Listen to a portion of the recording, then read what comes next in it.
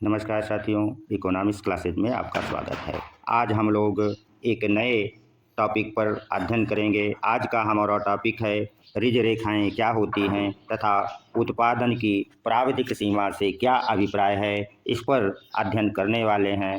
तो चलिए समय को ना गंवाते हुए हम लोग सीधे टॉपिक पर आते हैं। सबसे पहले हम लोग उत्पादन की प्राविधिक सीमा को समझेंगे। यदि उत्पादन फलन Q is equal to function of LK के रूप में हो तो तथा जो साधन L श्रम है और पूंजी यदि दोनों परिवर्तनशील हों तो हम लोग उत्पादन की प्राविधिक सीमा को जानेंगे। जैसा कि आप लोग चित्र में देख रहे हैं कि एक्स अक्ष पर L जो कि श्रम साधन है परिवर्तनशील है तथा Y अक्ष पर परिवर्तनशील साधन के अर्थात पूंजी को लिया गया है। चित्र में समोत्पाद वक्र IPC हमें साधनों की प्राविधिक सीमा को बतलाता है। वो कैसे बतलाता है इसकी चर्चा कर लें। यदि हम किसी समोत्पाद वक्र पर ऊपर से नीचे बाईं से दाईं ओर गति करते हैं तो साधनों के बीच जो प्रतिस्थापन की दर है अर्थात MRTS है वह क्रमशः क्या होगी, घटती हुई चली जाएगी। क्यों घटती हुई चली जाएगी? क्योंकि IPC अर्थात आइसो प्रोडक्शन कर्व घटती हुई सीमांत प्रतिस्थापन की दर पर आधारित है, जिसको आप लोगों ने पहले ही वीडियो में समझ लिया होगा। अब हम यहाँ ये समझेंगे कि प्राविधिक सीमा IPC वक्र से कैसे निर्धारित होती है, उसको समझते हैं। तो यदि हम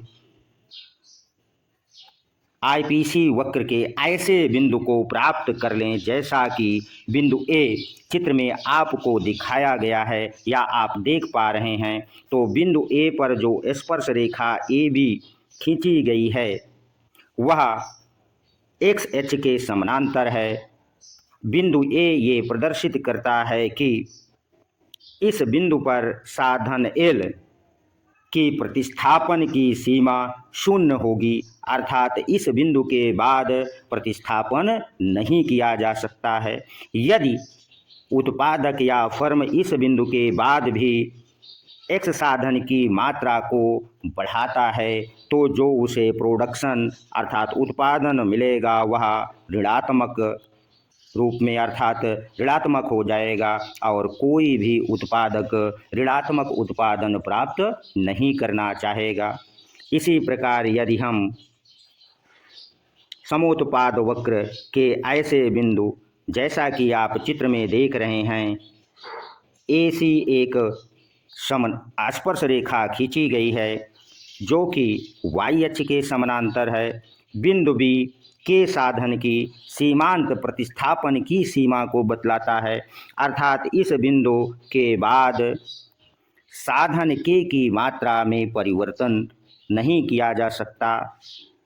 B बिंदु पर साधन K की सीमांत प्रतिस्थापन की दर शून्य होगी, या दूसरे शब्दों में आप ये कह सकते हैं कि बिंदु B पर साधन K की सीमांत उत्पादकता MPK is equal to marginal production of पूंजी के शून्य होगी और इसके बाद कोई उत्पादक साधन K की मात्रा में वृद्धि नहीं करना चाहेगा। अब तक के विश्लेषण से जो निष्कर्ष निकलता है वो ये है कि कोई भी उत्पादक समोत्पाद वक्र के ऐसे बिंदु जहाँ पर साधनों की सीमांत उत्पादकता शून्य हो जाती है वहाँ से वह आगे साधनों में परिवर्तन नहीं करेगा। ये बिंदु A और B ही साधनों की प्राविधिक सीमा को प्रदर्शित करते हैं। आपने समझ लिया होगा कि साधनों की प्राविधिक सीमा से क्या अभिप्राय है। तो समोत्पाद वक्र के वे बिंदु जहाँ पर खींची गई स्पर्श रेखाओं के बीच जो प्रतिस्थापन की दर है वह शून्य हो जाती है, अर्थात सीमांत उत्पादकता शून्य हो जाती है, प्राविधिक सीमा कहलाती है। दूसरी बात ये कह सकते हैं कि वह बिंदु जहाँ पर साधनों के बीच प्रतिस्थापन की लोच शून्य हो जाती है, या जो आईपीसी रेखा का ढाल है वह शून्य हो जाता है, वह साधनों के बीच प्रावधिक सीमा को व्यक्त कर सकता है। परीक्षा में आपसे दो तरह से सवाल घुमा कर पूछ सकता है कि प्रावधिक सीमा क्या व्यक्त करती है।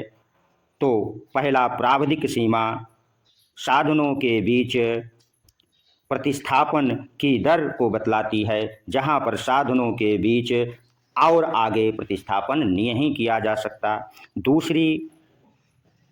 दूसरा प्रश्न का उत्तर यह हो सकता है कि समोत्पाद वक्र के जिस बिंदु पर ढाल शून्य हो जाता है वह साधनों के बीच प्रावधिक सीमा को व्यक्त करता है। आशा करते हैं कि आपने प्रावधिक सीमा को समझ लिया होगा। अब हम लोग प्रावधिक सीमा के आधार पर रिज रेखाओं का निर्माण कैसे होता है उसको भी समझ लेते हैं। तो जैसा कि चित्र में आप देख पा रहे हैं कि एक्स अक्ष पर साधन L तथा वाई अक्ष पर साधन K को दिखाया गया है, जो कि परिवर्तनशील हैं, तथा समोत्पाद वक्र IC1, IC2, IC3 व IC4 मानचित्र के रूप में बनाए गए हैं, तथा समोत्पाद वक्र पर OR रेखा खींची गई है, जो कि रिज रेखा का निचला बिंदु या निचला क्षेत्र को प्रदर्शित करती है, और रिज रेखा समोत्पाद वक्र के ऐसे बिंदुओं से होकर गुजरती है जहां पर समोत्पाद वक्र की प्रतिस्थापन की दर शून्य होती है, अर्थात L साधन की यह प्रावधिक सीमा को बतलाता है, तथा OR1, OR2 रिज रेखा समोत्पाद वक्र के ऐसे बिंदुओं से गुजरती है जहां पर साधन के अर्थात पूंजी की सीमांत उत्पादकता शून्य है को प्रदर्शित करती है। अतः बिंदु B, B1, B2 और B3 से यदि हम रेखा खींचे तो हमें रिज रेखा OR2 प्राप्त होगी, और यही समोत्पाद वक्र का जो बीच का क्षेत्र है प्रतिस्थापन क्षेत्र या उत्पादन का क्षेत्र कहलाएगा, और कोई उत्पादक या फर्म इसी क्षेत्र में उत्पादन करना चाहेगी। धन्यवाद। आशा करते हैं कि आपने रिज रेखाएं क्या होती हैं और प्रावधिक सीमा क्या होती है इसको आपने समझ लिया होगा। धन्यवाद।